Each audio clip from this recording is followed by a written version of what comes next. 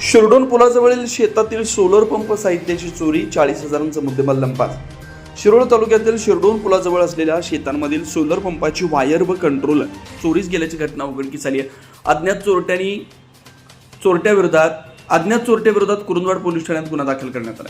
याबाबत पोलिसांकडून मिळालेली अशी माहिती फिर्यादी उमेश अशोक चिंचवाडे वय 46 राहणार कुरुंदवाड यांच्या शेतगट नंबर 2006 मधील इकोझेन प्रायव्हेट कंपनीच्या सोलर पंपाची 33 मीटर इलेक्ट्रिक वायर कंट्रोलर असा सुमारे 20,000 रुपयांचा मुद्देमाल अज्ञात चोरट्यानं चोरून नेला.